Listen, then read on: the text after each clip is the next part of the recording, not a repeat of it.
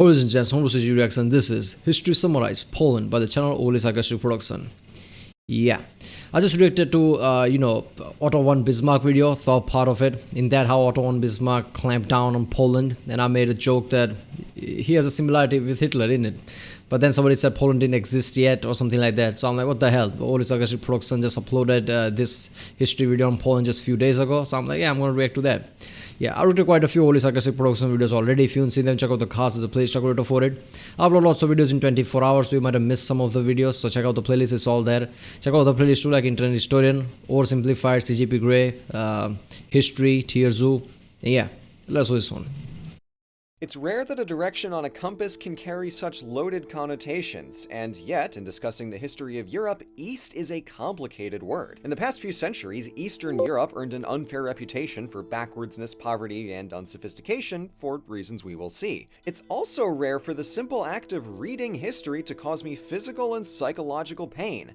And yet, Poland! For reasons we will see. Our notions of Polish hardship tend to focus on the 1900s, what with the Soviets and the Nazis out and about, but Poland's status as the volleyball of Europe actually goes back quite a ways. Yet despite the best attempts of half a dozen different empires, Poland would not die, and that is what— Is it weird that about the Holocaust thing, about Hitler invading Poland, only the realistic scene I can remember is Family Guy's episode, where they are having some kind of they are all in the church somehow, the Jewish wedding or something going on, and then you hear the tanks.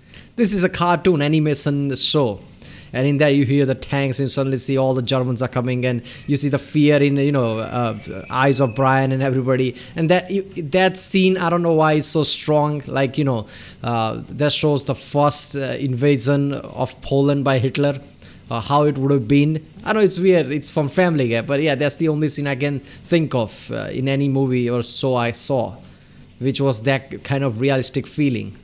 That was immersive in a way. So that's just effed up, man. Worth investigating. So, to see how Poland's story unfolds and find out what Lithuania has to do with it, let's do some history. Being well outside of the Roman and Holy Roman empires, we don't get much on Poland until the medieval period, when Duke Mieszko I converted to Catholicism in 966 and began expanding his duchy out across the northern European plain, reaching up to the Baltic Sea and down to the Carpathian Mountains. His son Bolesław I negotiated with Holy Roman Emperor Otto III to grant Poland an independent church governance, adding 3 new bishoprics to their original one and a shiny archbishopric in their capital of Gniezno. To celebrate, Bolesław promoted himself to king, but made the classic goof of splitting his kingdom between his sons. The hope was to keep government local and responsive, but the result was several functionally independent minor dukedoms who occasionally threw hands at each other. His grandson brought the kingdom back together, but then it got divided again in 1138, and it's— I mean, whenever there's been an empire, and more than one empire, people has always gone to war. How are these kings are thinking, I'm going to divide my empire into pieces and give to my sons, and they'll be fine, they'll be peaceful, because they are obviously brothers and nobody of blood ever went to war in the history of this world, so clearly this is going to work. I mean, what the hell? You're just asking for your sons to kill each other. Stayed that way for 2 centuries. A consequence of this was a move away from a single rigid hierarchy to a more dynamic society of tenant farmers, merchants, and nobles spread out across market towns, church lands, and noble estates. Meanwhile, the crown's relative weakness was an opening for the church to educate, govern, and shape Polish culture. It's at this surprisingly early stage that an idea approximating nationalism appears, as the church at the time was the only major body that transcended local politics, and some clergy vocally advocated for a reunified state under the Polish crown. Hang on to the theme of indivisibility, it comes up later. Another big change came in the form of people, as Germans from the HRE and persecuted Jews came to settle in Poland. In 1264, Bolesław granted Jews personal freedoms and legal protections, which was a major rarity elsewhere in Christendom. And this welcome got a whole lot warmer during the reign of Kazimierz III, who extended Jewish freedoms to the entire kingdom in 1334 and encouraged more Jews to come to Poland. Kazimierz also gets points for codifying laws, issuing a new standard currency, founding the first Polish university, unifying the political machinery of the kingdom, that's a big one, and recouping some of the land lost a century earlier to the Teutonic Knights in the north and the Mongols in the east. The man was busy, and late medieval Poland didn't slow down. After Kazimierz, the crown passed through his sister to her husband Ludwig of Hungary. That wasn't the best match, as he confiscated some Polish territory for Hungary and bribed the nobles with special privileges to let him do what he wanted. But after him, his daughter Jadwiga became Queen of Poland, and she married Grand Duke Jogaila of Lithuania, which bound the Kingdom of Poland to the Duchy of Lithuania in a personal union. Lithuania was very large, but also very pagan, so as part of the marriage deal, Jogaila and his state converted to Christianity. Despite one of history's largest overnight conversions, the two states remained very different, and the Teutonic Knights along the coast saw Lithuania as barbarous pagans, so they tried to invade, but lost at the Battle of Grunwald in 1410. In the century after the Union, late medieval Poland... That's a bit weird, isn't it? Poland's queen married to Lithuania's duke or king or whatever. The Lithuania is the one, even they are the bigger land here. They are the one who, changed from paganism to, I guess, Christianity or whatever. That's a bit weird because Poland is a smaller state, Lithuania is a bigger one. Poland had the queen while Lithuania had the king. So, knowing the sexism of the past, I thought it would be other way around. But yeah. Saw its first local assemblies of nobles, and in the 1490s, the Szlachta, as they're known in Polish, formed a statewide parliament called the Sejm. By the 1500s, Renaissance arts and ideas made their way north, and when paired with good administration, some nice reforms, and hefty resource exports to Western Europe, Poland was living it up in a golden age. You know Copernicus with the heliocentrism? Yeah, Poland. Now, the personal union... Yeah. So Copernicus, that's a sad story, isn't it? I think it was called something like polymath or something like that. So his knowledge was very vast in different areas. So Copernicus basically said, oh, look at that, sun is in the center, not the earth. Obviously, everybody, all the religious group and everybody just basically, Catholic Church and everybody just clamped down on him thinking you are talking heresy or something, which I don't understand. This, like, if earth is in the center or if the sun is in the center, what does that have to do with God? Did Jesus ever said the earth is in the center? No. So how is that heresy? So I don't understand that. But everybody just clamped down on him, put him in jail and all the tragic thing. Then Galileo come around, he's like, oh, look at that, I can see it, sun is in the center. Even he was jailed. Like, okay, you're talking heresy too. So that's just effed up.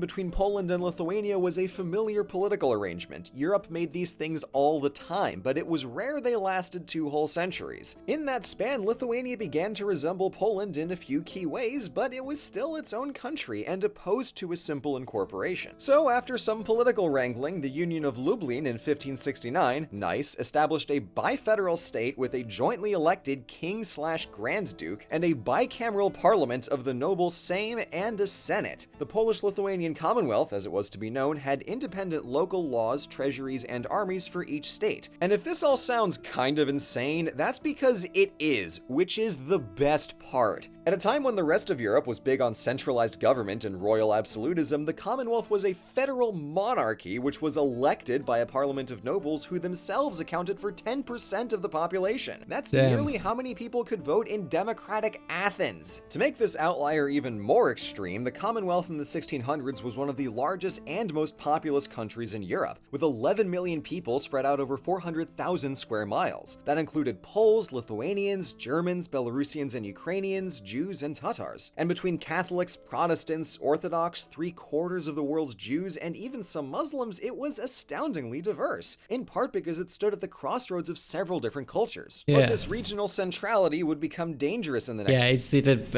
between lots of different cultures. That is true, isn't it? When it comes to Poland, that is so true. That's why Poland always gets clamped down every time there's a massive war. 2 centuries, as basically every empire in a 500-mile radius was keen to grow larger at Poland's expense. Various threats came and went, but sometimes 2 would rear up at once, such as the... So Poland and Lithuania basically combined, became bigger, and all these states are, what is there? I should have that. I guess, Poland came into radar of all this massive empire. Poland's expense. Various threats came and went, but sometimes 2 would rear up at once, such as the latter 1650s when Sweden and Russia both invaded Lithuania in what's known as the Deluge. Cities were ransacked and plundered, and the whole Commonwealth briefly shrank to very small. fall. The Commonwealth survived, but between war and ensuing plague, it was gravely wounded, a quarter of the population dead, vulnerable to outside threats, and falling into a governing crisis. See, the Republic had become a tragic victim of its own lofty ideology. Wanting to avoid even the slightest whiff of absolutism, the Sejm had a liberum veto which allowed any member of the Szlachta to stop debate. In the best of times, this gave contrarians an instant handbrake on the entire legislative process, but it was also laughably easy for foreign powers to abuse. A single bribe could throw a critical reform right out the window, so by the 1700s, the Sejm regularly failed to make any decisions. This was good news for the empires that encircled Poland, as Russia, Prussia, and Austria all stood to gain from Poland's newfound weakness and wanted— Yeah,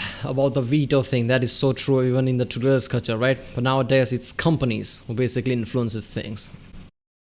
To make it their puppet state. In 1764, Russia installed Stanislav II as king, and 4 years later, a confederation of nobles at Bar threw a rebellion against Russian influence and interference. So, Russia invaded, and then Prussia and Austria just kind of also invaded while Poland was distracted. By 1772, a third of the Commonwealth was partitioned between the three empires. From here, King Stanislav was stuck between doing nothing and letting things get worse, or going rogue and actually trying to fix Poland's problems, which would provoke the empires and make things get worse. To his credit, he went for it, calling a 4-year Great Sejm in 1788 to write out a new constitution for the state. And a really good one too, they even dropped the liberum veto. But of course, this was way out of line, so Russia and Prussia, and then later Austria, invaded with the explicit goal of wiping Poland off the map. This is the main thing about Poland, isn't it? Poland is surrounded by massive powers, which obviously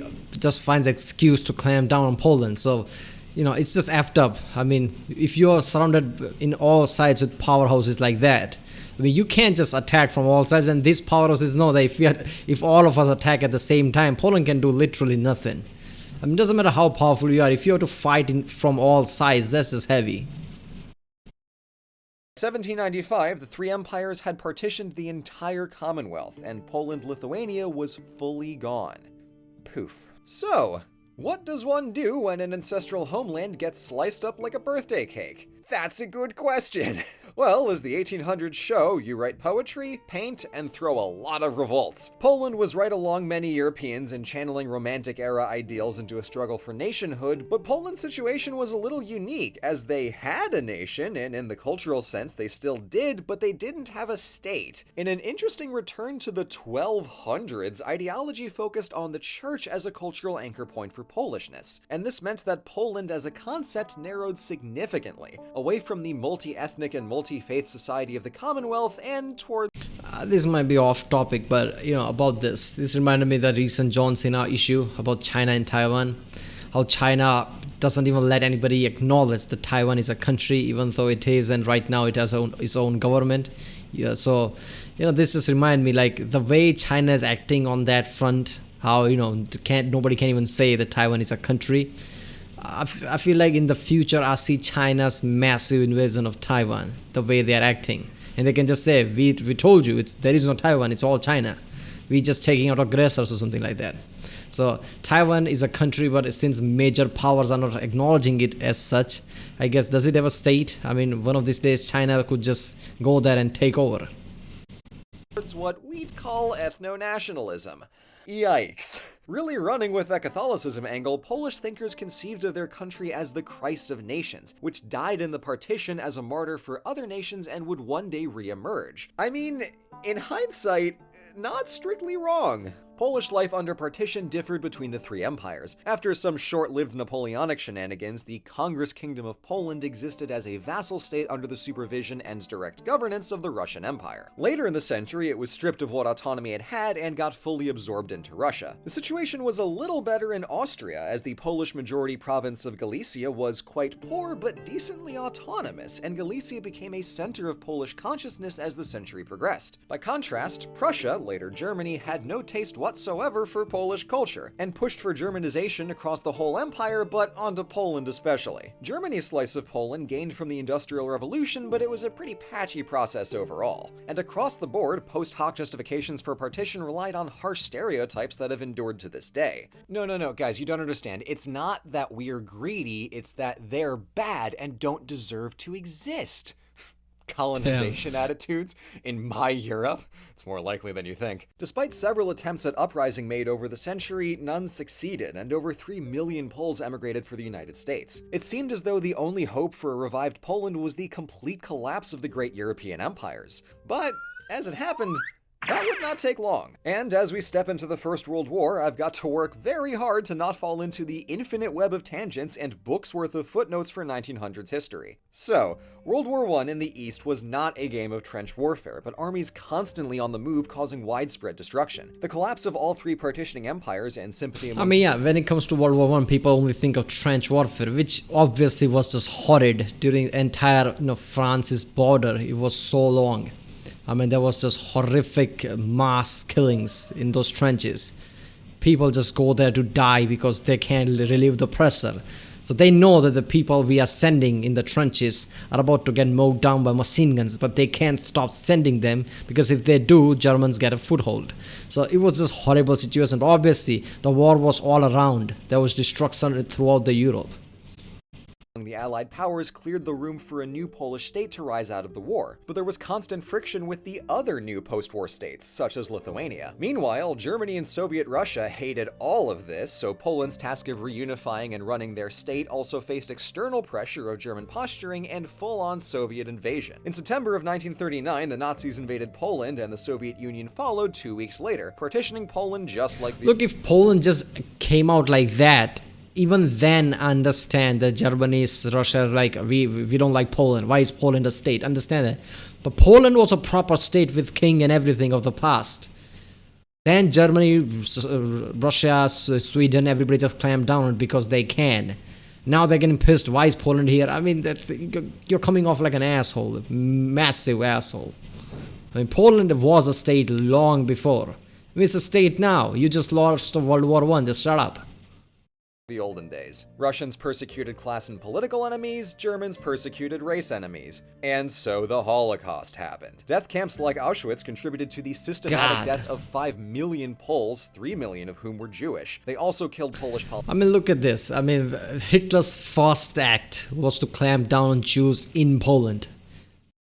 And then this concentration camps, that is just ridiculous. When kids, learn about concentration camps in history or whatever, they don't understand the gravity of the situation until you actually grow up, become an adult. Then you actually process what it means, the whole situation. You imagine the scenarios like Hitler literally in front of the world showed that, we are putting them in the camp because, apparently he can't just shoot all of them at once. Apparently, because the entire world would rise up instantly. But he just threw them in the camp and literally starved them. It's like, nobody even treats animals like that. He just threw them in the camps and basically they were starving. Food? What food? You don't need food. And then they just starved. And who was that? The torturer. I forgot his name. I should know his name. I forgot his name. That torturer of Germany. He apparently lived for 70, 80 years in Argentina and then died. So karma's not a thing apparently.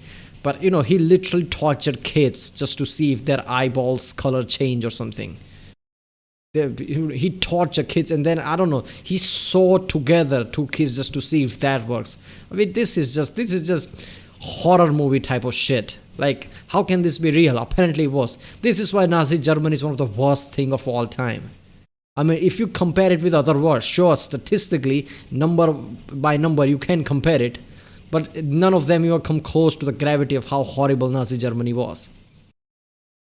politicians, priests, and thinkers in a bid to exterminate Polish culture. In the face of this utter barbarity, the Polish resistance was among the strongest in Europe, staging 2 mass uprisings and organizing military operations across the continent. Poles played a key role in cracking the Enigma mechanism and were vital pilots in the Battle of Britain. This got marginally better but infinitely more uncomfortable when Russia joined the Allies, and after the war, the Soviets turned Poland into a communist satellite state. Once again, Poland was materially and demographically devastated by the conflict, and the heavy-handed policies of Stalinism weren't the most helpful in the rebuilding process. Over the decades, various reforms were made and undone, and then made again, and so on, and once again, the Church acted as a vehicle for Polish unity, this time in opposition to communism. The election of Cardinal Wojtyła of Krakow as Pope John Paul II was an indescribably huge deal for Poland. After the trade union Solidarity started in 1980 and gained a huge following among Polish workers, support from America and the Vatican helped it become the main political opposition against the communist government. And the Church facilitated the negotiations to allow Solidarity to participate in the elections of 1989, which broke the communist monopoly on power. Poland's pathway out of communism in the 90s and beyond brought another series of struggles, but it's largely a space they've been before. And that's one of the most confounding aspects of Polish history. There are so many plot lines that seem to echo across time, and there's also so much that couldn't have happened anywhere else. Who could wind up with a government system as absolutely bonkers as the Commonwealth? It's amazing. Polish history can read like a tragedy, because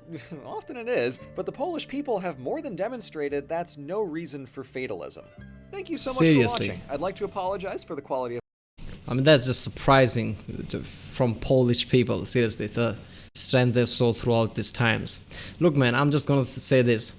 After World War II and all the shit that happened to Poland and Jewish people, I feel like as soon as World War II ends, and then, after, some decades or whatever, in some 10 or so years, if I were part of, Polish government, I will think of some system that ensures that nobody can fuck with Poland. Anyway, I don't know.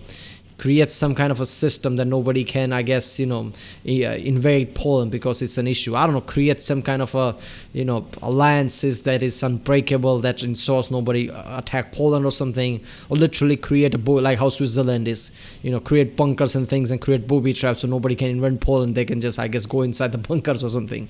I know this might be stupid, but come on, man. Look at this, how many times people clamp down on Poland. I mean, in modern world, it feels stupid since, geography matters not that much as it used to in the past.